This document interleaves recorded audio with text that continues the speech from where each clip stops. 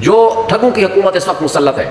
خواہ وہ فیڈرل میں ہو خواہ وہ پنجاب حکومت ہو، یہ جس انداز سے یہ مسلط ہوئے ہیں وہ سب آپ کے سامنے ہیں، اور آپ سارے اسلام آباد میں بیٹھنے والے، یہ میری کانسٹیٹوئنسی آپ کو پتہ ہے، اور یہاں سے سامنے ریٹرننگ افسر کا دفتر ہے۔ صبح کے 4 بجے تک اس دن 8 کو اور 9 کی رات کو آپ نے دیکھا کہ میرا رزلٹ، ہم اس وقت 50,000 پلس کی لیڈ سے جیت رہے تھے، 1,05,000 ووٹ میں نے لیا، تو 51,000 دوسرے نے لیا، 53,000 کی میری تقریباً لیڈ ہے، وہ سب آپ نے دیکھا ہے، وہ ریکارڈ ہمارے پاس پورا فارم 45 موجود ہے۔ 9 تاریخ کو ایک فارم 47 آتا ہے جو سارے میڈیا نے دکھایا، میں وہاں دھرنا دے کے بیٹھا ہوا تھا، پورے میڈیا کے سامنے ایک فارم 47 آیا جس کے ذریعے اس کو جتا دیا، مجھے ہرا دیا۔ فارم 47 وہ ابھی موجود ہی نہیں ہے، اس کو وجود ہی نہیں ہے، یہ نیا فارم 47 بنایا انہوں نے 10 تاریخ کو۔ پھر جب ہم 10 تاریخ کو الیکشن کمیشن میں چلے گئے تو الیکشن کمیشن نے اسٹے کر دیا، process of consolidation is stop suspended, یہ لفظ ہے، اور ہم نے آ کر کے یہاں 12 بجے کا ٹائم تھا فارم 48 جاری کرنے کا کنسالیڈیشن کے لیے، فارم 48 تو جاری بعد میں ہونا تھا، اسی دن کنسالیڈیشن ہونی تھی۔ 11:30 بجے پہنچ کے انہوں نے آرڈر کیا بائی رائٹنگ، آپ کے سارے میڈیا کے سامنے موجود ہے، ہم نے پریس کانفرنس بھی اس دن کی تھی، انہوں نے لکھ کے دیا ریٹرننگ افسر نے، جس کو وہ مانتے ہیں کہ جناب process of consolidation is postpone. اس کے بعد رات کو نوٹیفیکیشن جاری ہو جاتا ہے، اور آپ اب جب رزلٹ یہ فارم انہوں نے ڈالے ہیں جو فارم 45 میں ٹیمپرنگ ہے، وہ سارا ریکارڈ آپ کے پاس موجود ہے، وہ ہم وائٹ پیپر کی صورت میں بھی ہم آپ کو دیں گے، ساری ٹیمپرنگ کر کے اس کے ووٹ بڑھائے گئے، کچھ ووٹ ہمارے ریورس کیے گئے اور میرے کم کیے گئے، جو اس کے ووٹ تھے میرے کھاتے میں، میرے ووٹ تھے اس کے کھاتے میں، اور کچھ نئے فارم بنائے گئے، وہ سارا ریکارڈ ہم نے کیلکولیٹ کر لیا اور لے لیا ہے۔ اور ایک اور عجیب سی بات ہے، فارم 49 48 جاری ہوتا ہے 12 تاریخ کو اور نوٹیفیکیشن ہے 11 تاریخ کا۔ یہ اس لیے نوٹیفیکیشن سسپینڈ کیے تھے ہائی کورٹ نے، اور الیکشن کمیشن کو کہا تھا آپ اس کو چیک کرو، یعنی بےایمانی کی اور جرائم کی آماج گاہ، وہ کرپٹ والے بیوروکریٹ اور وہ جو جرائم کی آماج گاہ بنا ہوا ہے الیکشن کمیشن آف پاکستان، اسے ہماری پٹیشن ڈسمس کرتی وداؤٹ سی اے۔ بھائی خود آر او لکھ کے دے رہا ہے اور وہ مان رہا ہے میں نے لکھ کے دیا،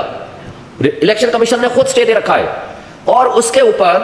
سب سے امپورٹنٹ بات ہے کہ فارم 48 49 کے بغیر نوٹیفیکیشن کیسے ہو سکتا ہے؟ لیکن اس ساری ملی بھگت کے باوجود آج تک ہم باہر بیٹھے ہوئے ہیں، وہ کٹ پتلی اور ناجائز ایم این اے اندر بیٹھے ہوئے ہیں، اور اگر ہم پرامن احتجاج کریں تو ہمارے لوگوں کے اوپر ایف آئی آر تشدد اور جو کچھ ہوا ہے اس کی ہم شدید مذمت کرتے ہیں۔ لیکن ایک بات ہم ان کے سہولت کاروں کو اور اسپیشلی اسٹیبلشمنٹ کو ایک بات کہنا چاہتے ہیں کہ اس ملک میں ہم جیسے اگر قانون کے رکھوالے، قانون کو نافذ کرنے والے اور لا ابائڈنگ سٹیزنز کے اوپر، وکلاء کے اوپر، سینئر وکیلوں کے اوپر بھی اس طرح اگر آپ نے پرچے کرنے ہیں تو افسوس سے کہنا پڑتا ہے اس ملک میں پھر نہ آئین ہے نہ قانون ہے، نہ جنگل کا قانون بھی اس سے پھر بہتر ہوگا۔ دوسری بات کہ جو کچھ آپ آج کر رہے ہیں نہ اس سے سیاسی استحکام آئے گا اور نہ اس سے معاشی استحکام آئے گا، لوگ آلریڈی بے روزگار ہو چکے ہیں، $18 بلین سالانہ مفت مراد بدماشیاں اوپر کھا رہا ہے، مزید قرضے لے کے اس ملک کے لوگوں کو جو 12 روپے ہمارا بجلی کا یونٹ تھا اس کو 70 روپے پہ پہنچایا، اور کل آپ نے پھر جو 500 روپے گیس کا بل ہوتا تھا 50,000 پہ پہنچایا۔ اب آپ نے جو مزید ظلم کرنے ہیں اس کے ذریعے، ان حرکتوں کے ذریعے نہ انویسٹمنٹ آئے گی، اس ملک کے لوگوں کو مزید آپ نے غربت کی لکیر کے نیچے پھینکنا ہے، اور اس سے نیشنل سیکورٹی ایٹ رسک آ جائے گی۔ اس لیے آج بھی وقت ہے ان ٹھگوں کو ہمارے اوپر مسلط کرنا چھوڑ دیں، اور یہ جو ابھی آج لسٹ آئی ہے منسٹرز کی، آپ ان کے نام اٹھا کے دیکھ لیں، سب فارم 45 سے ہارے ہوئے لوگ ہیں، ان کو اگر ہمارے اوپر مسلط کرنا ہے تو لوگ ان کو ایکسیپٹ نہیں کریں گے، نہ یہ ریفارمز کرنے کی کیپیسٹی رکھتے ہیں، نہ ان میں صلاحیت ہے، نہ ان کی نیت ہے، یہ انہوں نے مال کمانا ہے، اس ملک سے باہر چلے جانا ہے۔ محسن نقوی جو ہے وہ یہاں پہ یا سینٹ میں آتا ہے یا جہاں پہ بھی آتا ہے، اس کو فلور آف دا ہاؤس پہ آنا پڑے گا، اس کو اپنے جو